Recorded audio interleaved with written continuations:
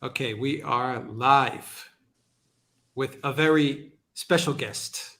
We have with us, joining us from Belgrade, correct, Boris? You're in Belgrade right now? Yes, that is correct. I'm in Belgrade, Serbia right now. Fantastic. We have one of the most talented documentary filmmakers and much, much more, Mr. Boris Malagurski, with Mm, us. You may know Boris from his fantastic series, and it is a series of documentaries, The Weight of Change. yeah. And Boris, you are going to tell us all about your work. First, a quick hello to Alexander Mercouris in London. A quick hello to everyone that is watching us on Odyssey, Rumble, YouTube, Telegram, and the locals chat, the duran.locals.com. A quick hello to all of our great moderators as well. I see Zariel, Spartan Warrior Queen. Who else is with us? Let's see here real quick. Zariel, Spartan Warrior Queen. Is Alan Watson with us? Is Reckless Abandon with us? Is GEC 812 with us? Is Alice in Blunderland with us? I think so. Hello to all our moderators. Let's get to it. Boris, where can people find you? Where can they find your work? They can find it on malagurski.com. So it's just my last name.com. And they can also find me on social media, on Facebook, on Instagram, Twitter, YouTube. They can just type in Boris Malagurski and find me there. Great. I will put a link to everything down below in the description box, and I will also place it as a pinned comment as well.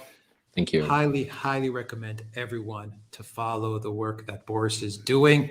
Alexander, I'm going to pass it off to you in just 1 minute. I just want to say, Boris, when I first watched The Weight of Change, I found it to be not only an enriching documentary from a historical standpoint, but the way you make films it's very engaging as well. Not only are you covering very heavy, very serious topics, but you add a very personal, warm touch to the documentaries that you make. And it really educated me on what happened in the Balkans. And it has really shaped me and the way I do my work with regards on how I cover what's going on in the world today, because I really believe that to understand what's happening today, you do have to go back to what happened at that period of time, and we're going to get into all of that. So, Alexander, I'll pass it off to you, and we can all hear from Boris as well. Yes, can I just actually echo what Alex was saying? I mean, these were watching these documentaries was a formative experience, because I was somebody who obviously lived through the whole agony of Yugoslavia. I used to travel there in the 70s. I used to know the place very well. I saw things go wrong. I saw the sort of shock economics imposed on the country and the effect it had. I saw the way it all began to sort of collapse. And when I say collapse, that's entirely the wrong word, how it was dismantled. And of course, all that culminated in the war against Serbia in 1999, which, by the way, through much of it, I felt ill. I mean, I was so distressed by it, because, of course, this is a place which I knew. I knew Belgrade. I knew all of these places extremely well. But what you did, Boris, was that you put it all together. You took all of these things, which I remember seeing and having witnessed, and you gave me a narrative arc, and also, can I just say, ultimately, a brilliant analysis. And the thing that I took from that, most of all from these documentaries, from these films, is not just the wonderful way that you put them together, the wonderful way you explain things, and you explain things so clearly that people can understand it. But it was also not just what happened to Yugoslavia, which was terrible in itself, but it is what continues to happen now. It's the same processes we see being repeated again and again and again. And right before we started this program, literally about 20 minutes ago, I was reading The Guardian, a newspaper which disgraced itself over the course of the Yugoslav calamity, tragedy.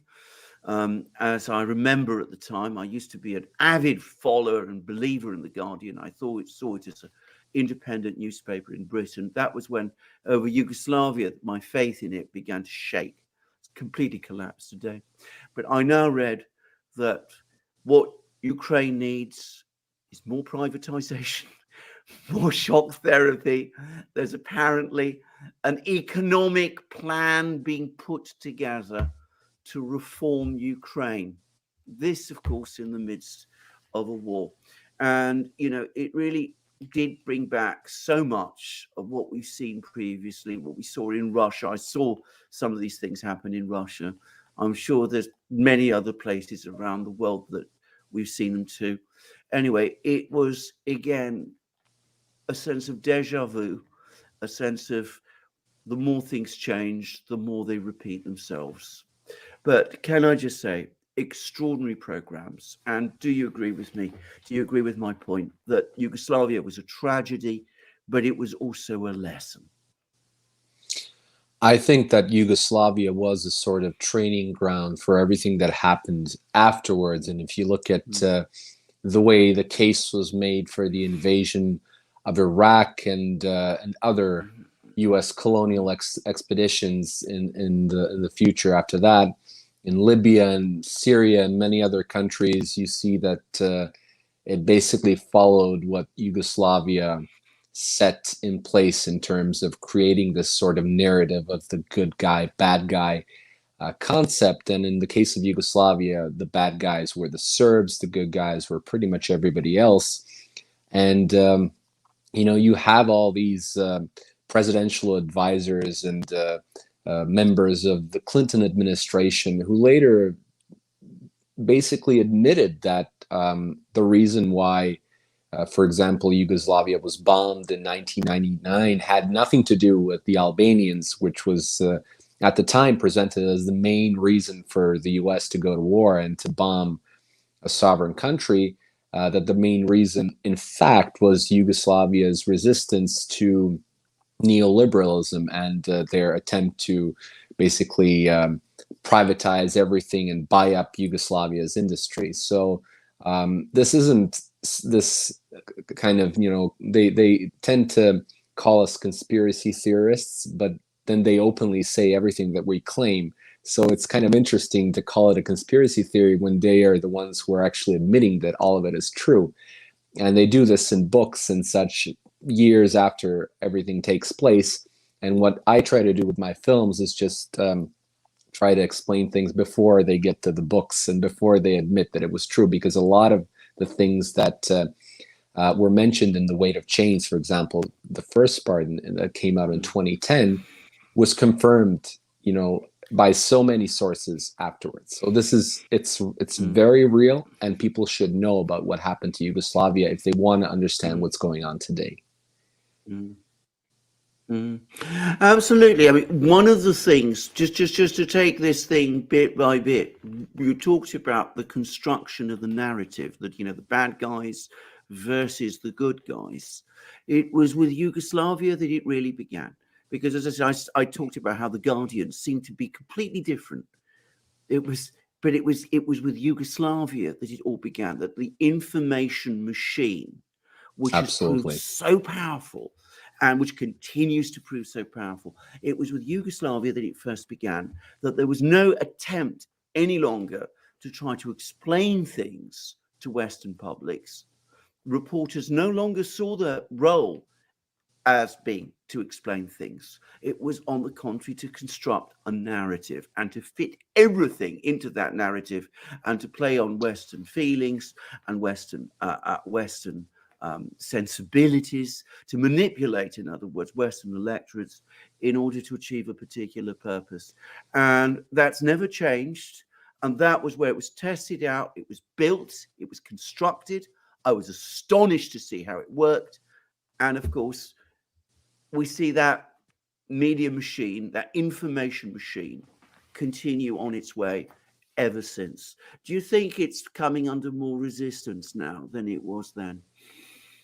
Well, I think there is more resistance nowadays. I think back in the day, pretty much everybody in the West, or most people in the West, were on board with whatever the mainstream media said that should happen. I think that a lot of people were actually even more aggressive in demanding that the United States does something about the war in Yugoslavia, in the sense that they should maybe bomb the country, occupy the country. We have, Joe Biden was advocating a Japanese, German style occupation of Yugoslavia openly. There's video evidence of that, of him saying that. And he at one point said that he is advocating bombing all the bridges on the Drina River, which connects, half of Yugoslavia to the other half. And he said that he was advocating all along the bombing of Belgrade.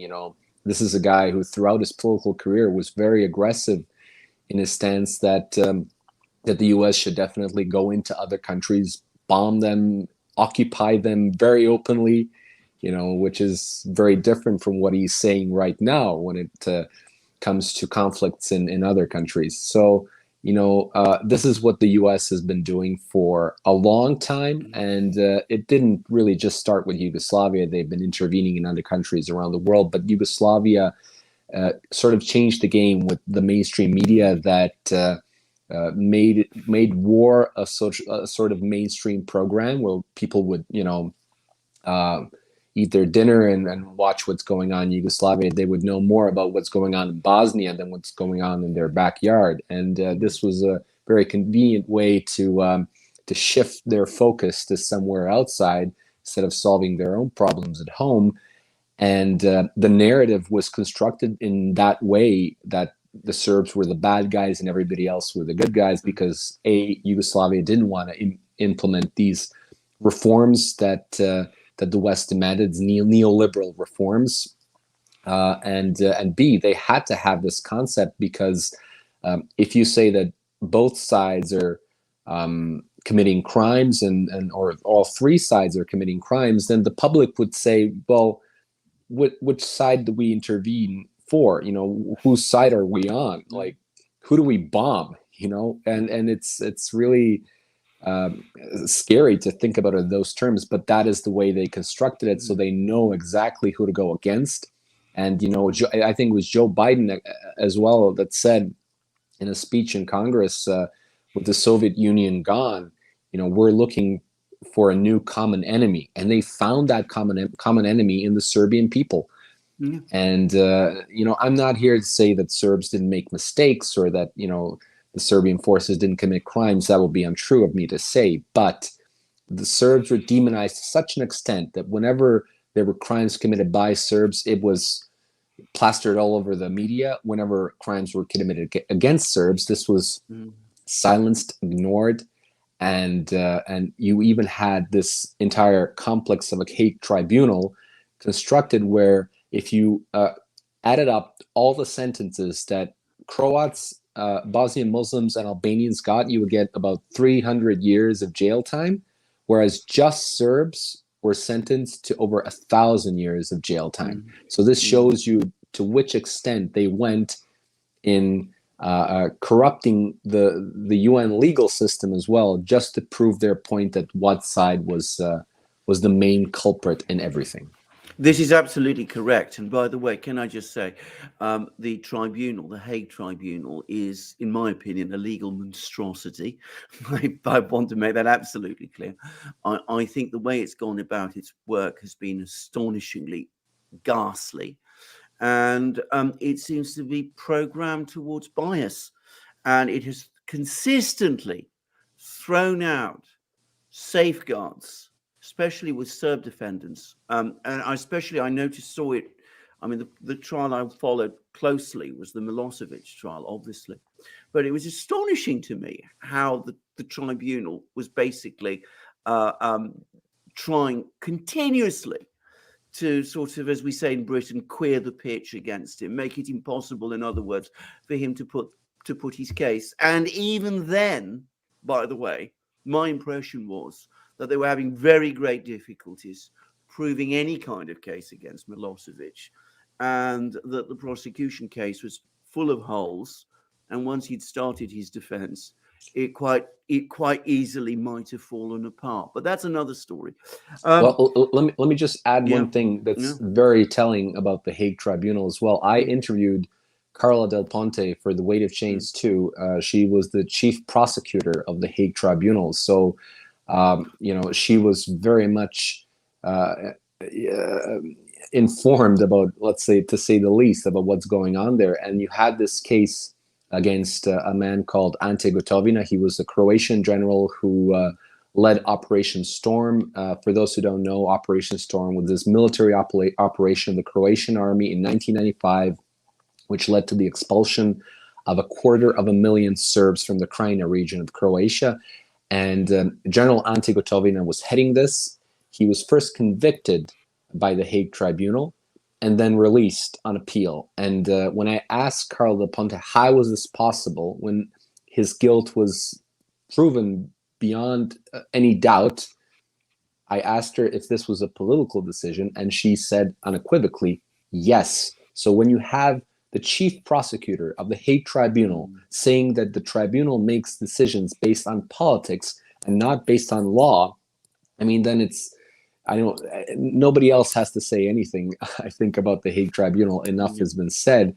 And it is really tragic because you have audio, for example, of Croatia's President Franjo Tudjman telling his general before Operation Storm that the Serbs must disappear. I quote, "The Serbs must disappear from Croatia," and even saying that they are going to pretend that they're going to guarantee all human rights for those who decide to stay, but in essence telling them that you have to push them out.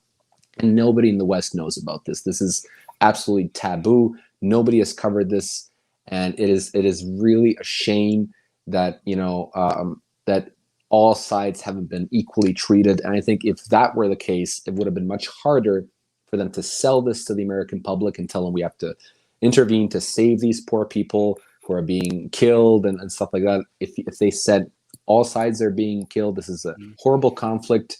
Let's see how we can reach a peaceful solution. But then they couldn't go in as peacekeepers and basically colonize this territory.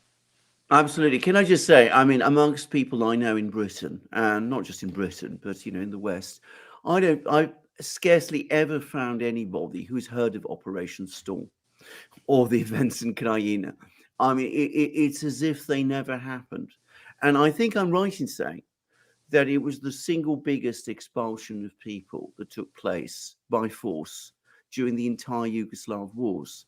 I mean, they've heard a lot about, what they called ethnic cleansing by Serbs, but the fact that by far the biggest act of what is called, I hate the phrase, by the way, ethnic cleansing, was actually carried out against Serbs.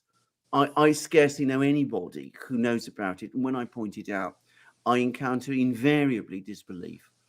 And it's not just that. I mean, even today, many years after this happened, Croatia, on a state level, celebrates this as a national holiday. They celebrate this Operation Storm that they say was a pure military operation thanks to the Hague Tribunal that, basically let all these generals off the hook, even though they had very clear proof that ethnic cleansing took place. And they celebrate it as an EU state, as a NATO member, and nobody in the West tells Croatia, hey, you shouldn't be doing this, you shouldn't be celebrating the expulsion of hundreds of thousands of civilians. No, they actually, have nothing against it. And many generals who operated just outside of Beltway in Washington were actually advising the Croatian army on how to conduct this Operation Storm. Let's bring things up a little bit more up to date now. First of all, let's not just quickly leave Yugoslavia, because the Yugoslav situation isn't ended. We now have Serbia, but there's crises in Kosovo. There's still relentless pressure on Serbia itself. I mean, what is the mood there? I mean, do people feel under siege? Do they feel defiant? Do they understand? Do they know their own history? Are there still people in Serbia? There used to be quite a few people, as I remember, who, accepted the Western narrative, in effect, which is really extraordinary, and wanted, to assimilate Serbia into the West. Does that still continue? Yeah, there's always people who believe this Western narrative that if only we did everything that the United States asked of us, everything would work out great. And a great example that this simply isn't true in the Balkans is North Macedonia. This is a country that has done everything that the West demanded from the 1990s up until now, thinking that if they do what the United States tells them to do, they will avoid war and they will avoid economic stagnation or destruction. Instead, they got a war, a separatist war in 2001 when Albanians tried to secede a part of Northern Macedonia, it's called today, from the country, and they are one of the poorest countries in Europe. So it didn't work. Yet many in Serbia believe that it'll work for us. And the EU keeps promising that if only we, do something that they demand from us, to let us join and we'll live in freedom and prosperity until the end of times. And this is this fairy tale that's being sold to the Serbian people ever since they started saying, if only you extradite Milosevic, we'll let you join the EU. And when Serbia did that, then they said, well, now you have to extradite Radovan Karadzic, who was the leader of the Bosnian Serbs during the war. We did that. And then they said, well, now all you have to do is extradite Ratko Mladic, who was the Serb general in Bosnia during the war. We did that.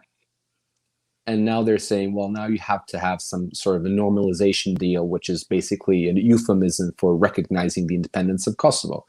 And it'll never end, in my opinion. I think that Serbia is not destined to become a member of the EU, nor am I enthusiastic about this idea. I think that the EU has way too many problems on its own. I think we should focus on ourselves. But the people in Serbia know their history. They know what's important about Kosovo. Kosovo is our holy land. It is where most of our monasteries are located. It is where our history started. It is where we have been persecuted for many decades, many centuries. If we look at the Ottoman occupation, just a short, quick history lesson, Kosovo is where the famous Battle of Kosovo took place in 1389 between Serbs and the Ottoman Turks who were invading this territory. Serbs heroically lost their entire army, but they went in knowingly sacrificing their own lives for the struggle for freedom.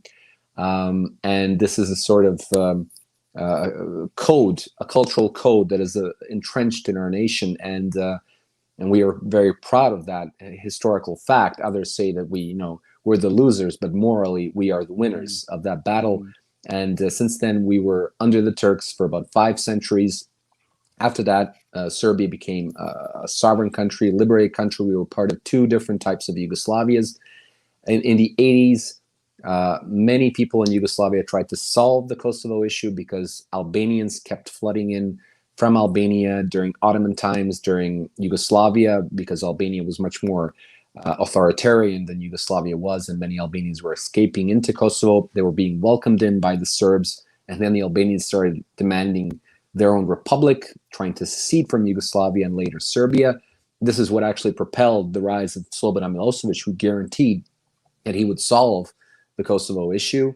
But in the 1990s, you had the Albanian minority in Kosovo radicalizing, forming the so-called KLA, the Kosovo Liberation Army, which was classified as a terrorist organization by the State Department as late as 1998, after which they became freedom fighters, of course.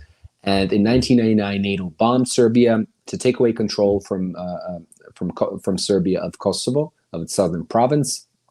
And up until then, until today, it is basically a colony of NATO. In 2008, Kosovo, or rather the Albanian politicians in Kosovo, declared independence. Much of the West, although not all countries, including Greece, Cyprus, Spain, Romania, and Slovakia, I believe those are the EU countries that don't recognize Kosovo as independent.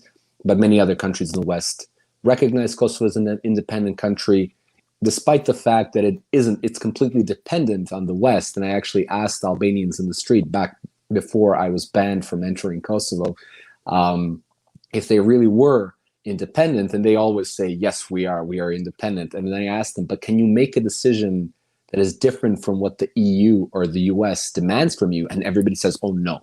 So what kind of independence is that? So that's a short history lesson. The tensions are still really high between Pristina and Belgrade. Pristina is the so-called capital of Kosovo. Belgrade is the capital of Serbia, for those who don't know. So the tensions are really high between those two sort of sides in the whole conflict. And obviously, I think Pristina is trying to push for some kind of reaction from Belgrade so they could, have some kind of excuse to go into the north of Kosovo, which is still populated predominantly by Serbs, and try to ethnically cleanse the remaining Serbs. And when you ask about ask people about what happened in Kosovo, they will usually say, well, the Serbs went in and ethnically cleansed the Albanians there. But if you look at the statistics of the population in Kosovo before the war and after the war, you see that before the war you had some 75% Albanians, the rest were Serbs. Now it's 95% Albanians and about 3% Serbs. So who ethnically cleansed who? The statistics there are really clear. So it is a very unstable situation, but the Serbs, I believe, are resolved. The majority of them are resolved to never recognize Kosovo. I sincerely hope, I have my criticisms, but I sincerely hope that our government would never go that far. They did dismantle Serbia's institutions in the north of the country with the Brussels Agreement in 2013, claiming that they will have this sort of association of Serbian municipalities in Kosovo, which would be an entity of its own within Kosovo. That never happened. So we basically keep giving them everything they ask for, and that we get nothing in return. So since nothing is happening in that regard where it could be a more equal negotiation, I don't think there's any point in negotiating anymore. I think that negotiations should stop, and we should start demanding that the rights of the Serbs who still live there should be protected. And I think we should continue working on getting countries to de-recognize Kosovo, because we managed to get a dozen to do that. I think more than a dozen. So it's not game over. There are people in Serbia who think that Kosovo is lost and it's over, but I think they are a loud minority. I think the silent majority believes that Kosovo is a part of Serbia, as it is according to UN Security Council Resolution 1244. And I think that in the long run, we were occupied for 5 centuries. We survived. We will survive this occupation as well. That is exactly the sentiment I've heard from many people from Serbia. I mean, I have Serbian friends. I am sure you're absolutely right about this. I mean, I think people underestimate Serbia, if I can say so. I remember, I mean, if you know your history, a classic example of a country which underestimated Serbia was Germany and its ally Austria at the beginning of the First World War. They got Serbia completely catastrophically wrong then, and the West, I think, is making the same mistake this time. Let's look at the world today. I mean, everything is dominated by this crisis in Ukraine, the war there. I mean, I personally see multiple parallels. Russians, I know, see parallels. I mean, many Russians feel that one of the fundamental reason why there is this enormous Western hostility towards their country is precisely because at the beginning of in 1998 to early 2000, that period, Russia began to turn against Western styles of economic management. It's gradually, ever so slowly and painstakingly changing its economic model away from what the West wants. It's not opening up its raw materials, its oil, its gas, its enormous mineral supplies, its timber, and all those things. It's not making it easy for the West to exploit it. And again, they look at the way in which the West has been supporting Ukraine. And again, you don't have to look to ordinary Russians, even Russian politicians make the connection. They talk about Ukraine having planned another Operation Storm in Donbass. Do you think there's any validity to these parallels? I think there are parallels between what happened in Yugoslavia and Ukraine. I think that you just have to look at the Balkans and the way people in the Balkans are reacting to what's happening in Ukraine, and you see this sort of parallel between, for example, Croats and Bosnian Muslims and Albanians who support Ukraine, and you have many Serbs supporting Russia in the stance.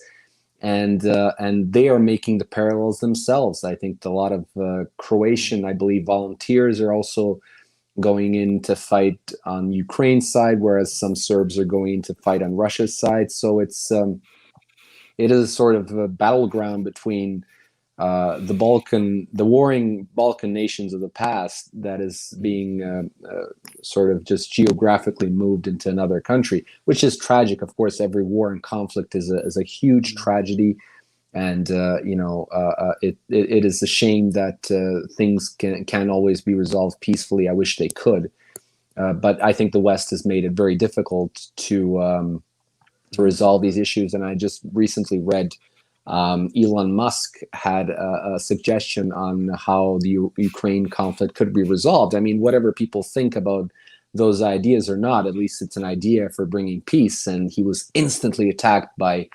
many who support Ukraine in this conflict, and saying that he shouldn't even attempt to bring or any ideas that could bring peace in Ukraine. So, but going back to Yugoslavia, I think the techniques that the West used in Yugoslavia, they were used in Ukraine as well, especially in the coup in 2014, which resembles the coup that took place in Yugoslavia in 2000 when Slobodan Milosevic was overthrown. There is no doubt that many people were dissatisfied with Milosevic in 2000, as I'm sure many were dissatisfied with Yanukovych in Ukraine. But the way in which this was done was obviously manufactured by the West, and you had evidence in Yugoslavia where the United States funded organizations such as Otpor, led by people who later formed Canvas and became revolution exporters around the world.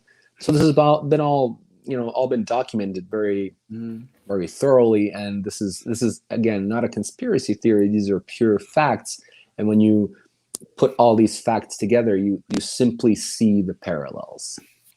Absolutely. Can I just say another parallel? And here we have to be very careful, because our friends on this platform monitor our words very carefully. But one of the other things that I found very disturbing is that both during the Yugoslav wars, especially in Croatia, there was absolute willingness and acceptance by the West of people of, shall we say, extreme right views, very right-wing views, Ustaše, and those sort of things, and an inability to see them, and the same inability to see people perhaps even more straightforwardly holding those kind of views in Ukraine today. A remarkable blindness to the existence of these people, and and a really cynical and ruthless use of these people in order to pursue objectives.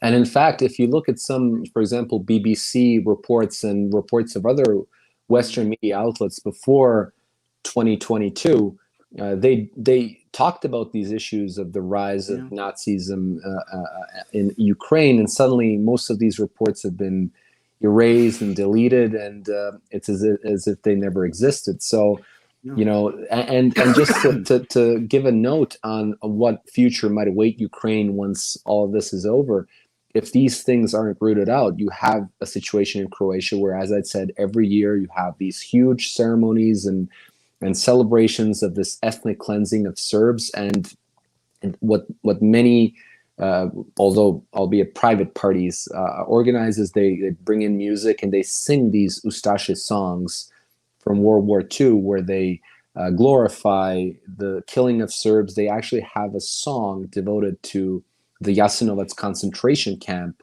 where hundreds of thousands of Serbs, Jews, Roma, communists, and others were killed in cold blood. And they sing songs about them, about how the Drina River is carrying Serbs to the to the sea, and and whatnot, the Sava River. So it is frightening to comprehend that such heinous crimes are being sung in a cheerful note at a party somewhere in the heart of Europe, and that nobody is doing anything about this. And I think Arte did a documentary. I was actually shocked. I didn't know to which extent this was taking place, and I watched the documentary, and I knew that you hear these things, but once you see them, you get really shocked. So this is why these things need to be resolved before they get to that extent. Indeed so. Sorry, I've just been recovering from a cold. But it seems to me that once again, it's economics. It's the desire always to gain control of resources. I mean, you talked about Serbia and Yugoslavia not wanting to give up its resources, adopt Western models, because it seems to me that the war in Ukraine isn't really about Ukraine at all. It's about Russia. It's Russia that is the real objective. Just as if we're talking about the Yugoslav wars, sorry, it was basically trying to get hold of all the crown jewels of Yugoslavia, including in Serbia, in Belgrade itself. And if you follow the story of Ukraine, we've discussed this many times in Alex and I on the Duran. It's essentially, more than anything else, a money-making operation for the same people who were pushing the wars in Yugoslavia, or at least so it seems to me. Well, I think it was von Clausewitz who said that politics is the continuation of economics by other means, and war is the continuation of politics by other means. So I always believe that economics is at the heart of any conflict. And, I believe it was Madeleine Albright in the 1990s who said that, I don't remember the exact quote, but the sentiment was that Russia has these huge natural resources which are unfairly positioned on the territory of Russia, but they belong to the entire world. So I've never heard any American politician discuss the natural resources that happen to be on America's soil that belong to the entire world. They always say this belongs to us. So, I believe John Bosnich, who was interviewed in The Weight of Chains, said that the main goal of everything that was happening in Yugoslavia was to get closer to Russia. Whereas even decisions that were being made concerning Yugoslavia, especially the war in Bosnia, were taking into consideration Russia as well. And this, I think, was Henry Kissinger, and I mentioned this in my new film about Republika Srpska, Henry Kissinger, who said that the three main sides in the Bosnian conflict, the Serbs, the Croats, and the Bosnian Muslims, they reached an agreement on a peace deal for Bosnia, and then the Americans opposed it because they were worried about a precedent it might set for the former Soviet Union. So this is something that they've always been thinking, even though they're working on Yugoslavia, they're thinking Russia and the Soviet Union. So this is nothing new. In fact, the peace deal that they're talking about is the Lisbon Agreement that was signed by the representatives of the Serbs, Croats, and Bosnian Muslims. And then the U.S. ambassador to Yugoslavia, Warren Zimmerman, called up Izetbegovic, who was the head of the Bosnian Muslim side, and told them, well, if you don't like it, why sign? And he withdrew his signature, which opened the gates of conflict in Bosnia for the next 3 years. Which is exactly what has happened during the Ukraine war, because again, in March, Russia and Ukraine came extremely close to agreement. In Istanbul, they basically agreed on the underlying principles of a settlement of the conflict between them. The United States was unhappy, and our British Prime Minister Boris Johnson went to Kiev, and in fact, before telephoned Zelensky and made him retract his agreement to the proposals. And in fact, since then, we've had no negotiations at all. So it's the same pattern repeating itself all the time. You don't want when the opportunity for peace is there, you don't actually pursue it. You want war. Where's this going to end? I mean, how does this process of fermenting wars in places like Yugoslavia, in the former Soviet Union, in Russia, in Ukraine, and of course in many other places, we haven't even talked about the Middle East, where does it end? I mean, does it eventually feed on itself? Do we see a crisis in the West? Is it going to be a moral crisis? We see economic problems in the West growing all the time. I'm in Britain at the moment. We are in the middle of an enormous economic crisis here, and one which our government has little understanding of how to deal with. I mean, this is a very predatory economics. Does it end in a collapse? Does this system continue in the way that it's doing? What do you think? I mean, Putin has some very interesting things to say about this, by the way. Well, there are many ways that this can end. The worst way, I think, is another global war, World War III, which is something that I, with all my heart, hope won't take place. If I knew, where this would end, I would work on, if it was a positive outcome, I would work on making it, bring it closer to us. If it was negative, I would try to change it. But as I said, what I try to do with my films is bring awareness to people. And I think that can help in making this end in a positive way, because when people know why this is going on, how it happened in the past and how people try to resolve it in different circumstances, I think they are more prepared to react in an adequate way. And when you have dialogue between countries, and when you have when a country is willing to hear another country, that makes all the much more difference in trying to resolve issues. And there are always issues between different countries. And I would hope that even the countries of the Balkans would sort of start listening to each other and start cooperating the way that many countries in Latin America are cooperating nowadays on various issues they used to have in the past. So I am optimistic of the future. I must say I'm a huge optimist, but I'm also cautious considering everything that's going on, and trying to the best of my abilities to explain things on examples that I know much about, and that is the Balkans, and try to teach people about us, about our experiences, and hopefully prepare them for something greater. I know it's really hard when you see things, we made these parallels between what happened in Yugoslavia, what's happening in Ukraine. It is painful to see similar events happening and taking place, and you tend to kind of feel powerless to change things. But I think we have to work on bringing awareness, because when you have this awareness, then you can resolve things in a more peaceful way. And it is possible.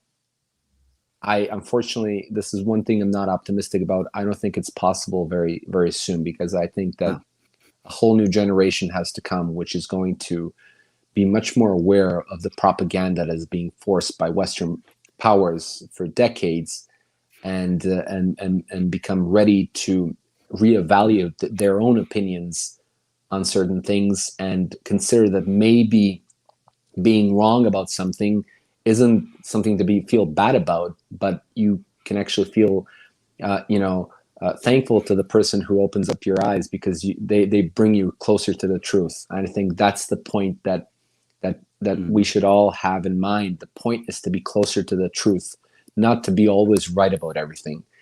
We're wrong about everything that we're saying here. If somebody thinks we're wrong, give me your arguments, give me your facts, give me.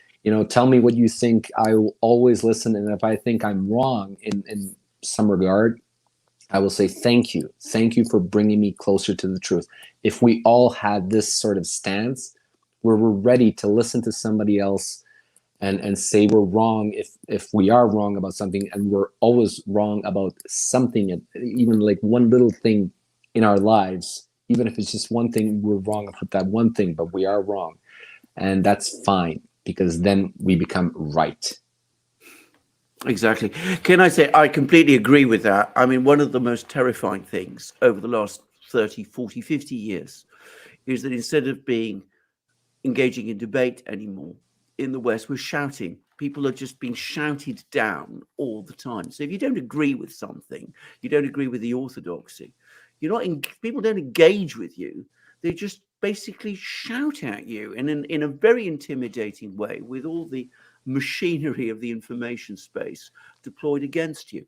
I'm going to say two things. Firstly, and then I'm going to finish and hand over to Alex, by the way, but just two quick things. Firstly, I think that there is more skepticism now than there has ever been. And I remember the time during the Yugoslav wars, and here in Britain, there was none. You just didn't hear anybody question the narratives at all. This time, people are much more skeptical than they were. That's the first thing to say. The second is, I don't know whether you followed it, but Putin made a most extraordinary speech on Friday, in which he represented the West as, in effect, a kind of organized crime outfit, which comes along, plunders one country and keeps its economy running on that. And then it burns out through all those resources and it looks for another. And he said that they resolved their economic problems in the 80s, which I lived through, by the way, by basically temporarily getting control of Russia's resources. And now, of course, that they're having more economic problems, they're trying to get hold of those resources all over again as another way of resolving those problems. I don't think that's very different from, in some ways, some of the things that we've been saying. It was interesting of Putin, actually, to talk about this. So just quick comments of that, and then I hand over to Alex. Well, I think, I listened to the speech. Some of the points that he made are points that a lot of people in the West agree with, in terms of which path the West is going down. The path, of neoliberalism, which has failed many countries around the world. They still keep pushing it. And, regardless of what Putin said, I think the West has some major issues in trying to keep their economy afloat. And I think the way you mentioned it, that they keep going into other countries, plundering them, they are creating a world of green zones and red zones. And I use the terminology that they use in occupied Iraq, where the green zone is the U.S. Embassy complex, where you have KFCs and it's like a little America in the middle of the Middle East. And outside is the red zone, where American soldiers go into houses, pick up Iraqis, and just take them away for questioning or for beatings or whatnot. So they are sort of created a system on a global level, where the green zones are where the elites are in the West and how they live. And the red zones are not just other countries around the world, but certain neighborhoods within their own Western countries that they exploit through various economic manipulations. They keep saying, that now they have to conserve energy and money and all these things. And they never question their own decisions, and that brought about this economic situation in those countries.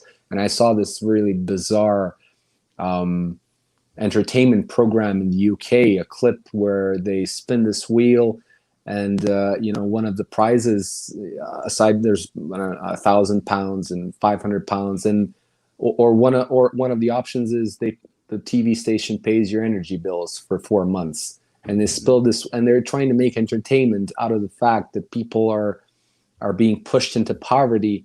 And the rising costs has become, the stage for spectacle. And people in the West, I think, should focus more on that than promoting these made up values in the world that never end up being promoted.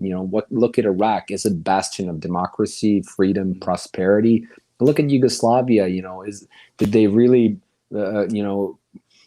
create prosperity in Bosnia, where they went in and you just had elections in Bosnia.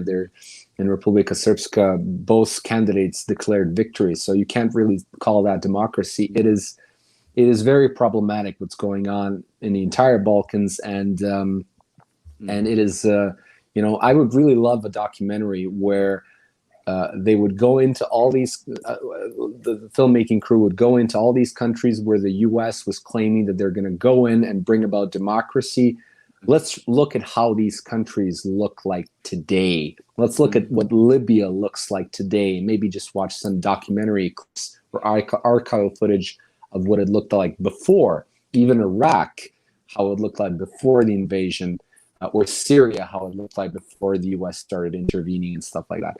So I would really love just to show the American public this is what you bring when you go in and start meddling in the affairs of other countries, and it doesn't look good. Yeah. Alex? Yeah, Boris, I remember watching The Weight of Change, and that's where I first learned about Biden's involvement in the war against Serbia and in what happened in Yugoslavia. What was going through your mind when you found out that Biden was going to become president of the United States? Because you've mentioned some familiar names in the past that were involved in Serbia, and these names keep on popping up with almost every intervention. You mentioned Madeleine Albright, the Clintons, Biden, and not many people know about Biden's involvement in Serbia. Were you worried when you found out Biden was going to become president? I was not just president, but even when he was set to become vice president, I believe it was in 2008 he became 2008 he became vice president. We did The Weight of Chains, and I started doing this research in 2009, and it was then that I actually found out about what Biden was saying back in the past. So it gave me chills. It gave me chills to see how this man comparing Serbs with Nazis and fascists and all these things, and it was. You feel so powerless because you have this huge machinery of Western media which propagates one thing, and you see unequivocal evidence of something that is completely different from what they're saying. And then you present it, and they say, "Oh, you're just a conspiracy theorist." It is really shocking. And I read some of his speeches that he gave in Congress, and I spent days and days in libraries reading on what he wrote about Yugoslavia. He was such an extreme interventionist, somebody who really wanted to get the U.S. in with troops on the ground, occupying, as I said, a Japanese German-style occupation of Yugoslavia, of Serbia. And then, it boggles the mind that the mainstream media distort reality to such an extent. And the feeling is still horrible because Biden is president of the United States. I think the only thing that's keeping me sort of calm is the fact that I don't think he's the one making any decisions in the U.S. I don't think he's at this point mentally capable of doing that. But still, if you look at what the people around him are doing, that are running the show, in my opinion, it's still horrific. Right. What do you think are the plans for Serbia, or what do you think are the EU has in mind, the European Union and the collective West, for Serbia? And on the other side of the equation, should Russia be successful in, let's call it, it's not a special military operation any longer, or it won't be any longer, but if Russia is successful in what's going on in Ukraine, what do you think? How do you think the Russians view Serbia? So from both sides, what do you think they want out of Serbia? Well, I think if you look at the history of Serbian American and Serbian EU and Serbian Russian relations, you see that there's a major difference. The EU and the United States always have these, conditions that they give Serbia in order to have good relations. Whereas I didn't see these conditions come from Russia. Of course, Russia has its own interests in the region, but as Vuk Jeremic, who was the head of, who was in charge, who was the presiding over the UN General Assembly, once said that Russia has interests, Serbia has interests. If these interests are intertwined, there's nothing wrong with that, and I completely agree with that decision. If Serbia's interests are in line with America's interests or EU's interests, I have no issue with cooperation there. But we see the West constantly pushing their own agenda at the expense of Serbia, and I think this is going to continue in the future. I don't think there's a carrot of EU membership. I think it's just an illusion. If the EU wanted to admit Serbia as a member, they would have done it a long time ago. All these conditions they keep making up is absurd if you consider that they let in Romania and Bulgaria, especially, which didn't really meet all the criteria for joining the EU, yet they joined. So if they wanted to admit Serbia, they could, but they obviously don't want to. I think the future they have in store for Serbia is a poor country with an authoritarian regime that will be a reservoir of cheap labor, where they could sell their subsidized products and not let us upgrade our economy to any extent. I think that Russia and China and maybe some other world powers view their cooperation with Serbia differently. They want to protect their interests, but they want Serbia to get something out of it as well, which I think is. Oh, we've lost him. Oh, we lost him. Oh, we lost him. We coming to the end anyway. Hopefully he'll be back. He'll be back. Let's give him 5 there minutes. There he is. Sorry. No worries. You're fine. We hear you. Yeah, we hear you. It was a sabotage, I'm sure. Yeah. It just cut and then the program disappeared. It's all right. You're back. You were saying. Yes. So basically, I think that Serbia shouldn't really focus that much on what Russia's interests or U.S. interests or the EU's interests are. I think we should look at our interests. If somebody agrees with that, great. If they don't, we just won't see eye to eye on that. Well, a couple more questions, and then we'll wrap it up because I know we're coming to the hour mark. What does Serbia do, Boris? They're surrounded by NATO. They're surrounded by the European Union. Perhaps there's going to be some relief from Russia, maybe not. You have Hungary, which is kind of one foot in Europe and the EU, 1 foot out, it seems. Hungary's under attack from the European Union as well.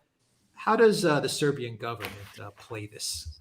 Well, I think Serbia should fight for itself and for its interests. I don't think Serbia is too small to do that. I always mention Iceland as a great example. It's a country of 330,000 inhabitants, and they have fought against the interests of the IMF, the World Bank, Great Britain, the Netherlands, and everything that they've been pushing for in the so-called IceSave package. After Iceland's economy collapsed, Iceland wanted to recover in their own way, whereas the major powers were pushing Iceland to accept a different model, a neoliberal model. And Iceland succeeded, and they basically rejected the Western model in 2 different referendums. So if tiny Iceland can do it, anybody can, really. And Serbia has much more inhabitants, so we are stronger as a country in terms of our populace. And at the same time, I always like to mention, you mentioned Hungary as well. I always like to mention Hungary too. It is a country which is, because sometimes people tell me, well, yeah, but Iceland is, in the middle of the Atlantic. It can afford to be, self-sufficient. Okay, Hungary is a landlocked country in the middle of Europe. And yet it has made major steps in countering Western influence. I don't think we can afford to be, radical to the very end and just say no to everything. I think politics is compromise to an extent. You look at your interests first, but you try to, connect that to other countries' interests. So I think Hungary is a good example of how this can be done. And if they can do it, as I said, we are about similar size. Hungary is a little bigger, a little bit more people. But if they can do it, Serbia can do it as well. I'm absolutely sure. They have, nationalized their private pensions. They have said no to GMO. They kicked out the International Monetary Fund, closed down the IMF office in Budapest. So, they've done all these things that are considered heresy in the eyes of Western neoliberal, dogma, and have thrived, and their economy has thrived because of that. So they are trying to have an independent foreign policy. Sometimes it works, sometimes it doesn't, but they're struggling and they're fighting for their own interests. As I said, it's not going to be easy. It's not always going to work, but they're doing the best they can, and I think they're doing a decent job at it. Fantastic. And the final question before we wrap up this live stream, and I have to ask this question to you, Boris. How do you go about making your documentary films? Is there a process that you follow? How do you go about it? At first I pick a topic that I find very dear to me, and it's usually topics that have to do with the Balkans, because I do live here. I live in Belgrade. I used to live in Canada. And when I lived in Canada, many people would come up to me and say, well, you're from Serbia. So is there a war going on there still? Like, what happened and what's going on there? And I usually, didn't have the time to try to explain to them what's really going on. So I make these films as a sort of, excuse not to go into it in detail in person. So I said, just take a look at this film, or, find it on YouTube and watch it. And I release all my films on YouTube after we have these premieres and distribution and everything, because I want people to see it. So we pick these topics where I find sort of injustice that I'd like to try to correct by bringing awareness. And then, we try to look for funds. And this is always an issue. Telling the truth is important, but to do it in a good quality way, you have to have a good team, you have to have a budget in everything that we do. Unfortunately, this is how life is. It would be great if it didn't work like that, but it does. And because we've had very little support from Serbian institutions, in fact, even though we promote Serbia's interests and the truth in every way we can, we've never gotten a single dime from the Film Center of Serbia, for example. We fund our work through donations. And thanks to many people around the world, not just Serbs, but other nations as well, that want to hear the truth about this region and other regions as well. Thanks to them, we've been able to find a budget, to find enough money, to get enough money to finance these films. And we have a great team of people working. We just finished on our newest documentary film, which is called Republika Srpska, The Struggle for Freedom. This is a documentary that will explain the centuries-long struggle of the Serbian people to be free, of the Serbian people west of the Drina River, that have been a part of many empires, but have continued to fight for freedom. And this is a really good example of this sort of Serbian spirit, where every time they were attacked by a much stronger enemy, they always resisted. I think this is the reason why many world powers see Serbs as a sort of threat, as the enemy, because we have this in our spirit that we're willing to fight against Austria-Hungary, which is much, much larger than Serbia. We're willing to fight against Hitler's Germany, which was far larger than Yugoslavia. We're willing to fight against NATO, which is the biggest military alliance in history. And yet a tiny country says no to all these powers and fights for freedom. And this is something that really is a thorn in the eye of many empires of the past and empires in the present. And the film, I must say, is set to premiere in cities across Europe. So if people want to see the film and talk to me in person, because I do come to all these premieres and present them, they can go on malagurski.com/Srpska, so SRPSKA, Srpska, and they can find a list of all the cities. I won't list them here, but they can find a list of all the cities where I'm going to be. And I would really love to continue discussing all these topics that we discuss here today, and maybe answer some questions that people had, but I couldn't answer them here. So it's going to be a fun tour. We're going to go across Europe. After that, we're going to go to the United States and Canada. It's all going to be on the website. And as I said, this is the way that I believe that I am continuing the fight that my ancestors fought in the past, because I think the main struggle today is winning the hearts and minds of people through media, through culture, through art, and bring this awareness of what's really going on in the world. Try to understand our history, and let that help us shape our present and our future. Wait, when is the release date for it? Do you have a release date for it? We just had the premiere in Banja Luka, which is the largest city in Republika Srpska, last weekend. It was packed, and we're going to be continuing next week in cities across Switzerland, Austria, Germany, Luxembourg, Belgium, Netherlands, Austria, Italy. As I said, the list is very long. We're then continuing on to Scandinavia and the US and Canada. It is going to be a huge tour. I think I'm going to visit somewhere like 25 cities in about 30 days. So it's going to be rough. But this drive that I have to spread the story and the truth to people is something that I think is much more important than not getting enough shut-eye or traveling a lot. So it is something that completely drives me in everything I do. And I hope this film will explain what is it about Serbs that is so unique and so inspiring for many other countries and many other nations, that even though you're under these huge pressures and you're under attack from all sides, you can still fight and you can still win. And this is something that I think will happen in the Balkans in the future, that justice will prevail. No matter when it happens, I think it will prevail. And, Serbs have never hated anyone. Serbs have never occupied anyone. They have only liberated others. They liberated themselves and others around them. People should know that following World War I, Serbia had an opportunity to create a greater Serbia.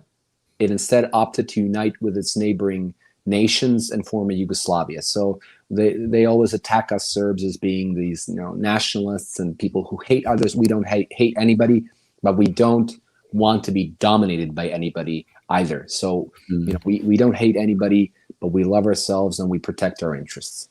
Yeah.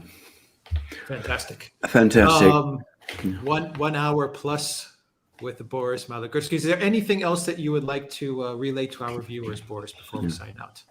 Well, I would just like to use this opportunity to thank you again for inviting me on the show. I love listening to all the opinions that I hear on this show and your guests, and I really hope there will be an opportunity to discuss these and other issues on the show as well. And it's important to hear various opinions before we draw our own opinion. And, maybe some viewers didn't agree with everything we said here today. Maybe, as I said, we're wrong on something. Maybe this is going to be, proven in the days, months, and years to come. But I think it's important to discuss these issues.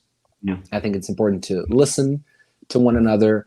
And if we do that, then we are the change that we want to see in others. So I think that's why this show and other shows like this are important in today's world, that sort of promotes one-sided narratives. And we don't need that, because when we have a bunch of one-sided narratives, and social media outlets unfortunately contribute to this, because you can pick the ones, the voices that you already agree with and just listen to those voices, and you think that everybody thinks like that. If somebody doesn't, there's something wrong with them. No, we should listen to various outlets. And this is what I do. For example, on Twitter, I follow people who I disagree with, but I like to hear their stance on some things. And it brings me it opens my mind, because sometimes I'm met with something that I can't argue. And I think, well, maybe they're right on that.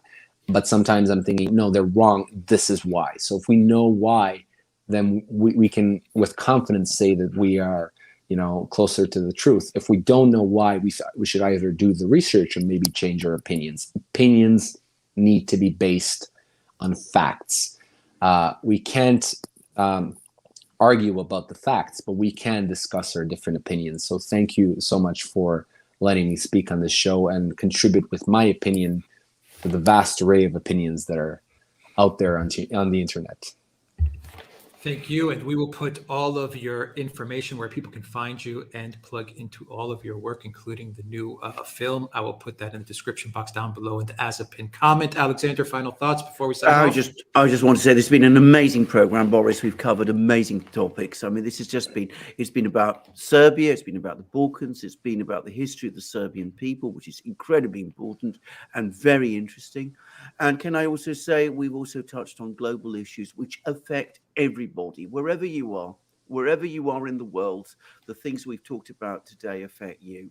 And I think that this is a program, one of the best live streams we've done. And thank you very much for joining us today on the Duran. Thank you very much for inviting me again. Thank you. Thank you very much. Thank you to our moderators. Thank you to everyone that watched us on Rumble, Odyssey, on the Duran.locals.com, and on YouTube. Thank you to everybody. And we will get to those questions in a dedicated video as well. Got a lot of questions. We will answer those in a dedicated video as well. Thank you very much to our guest, Boris Malagurski, and all the information to follow Boris will be down below. Take care, everybody.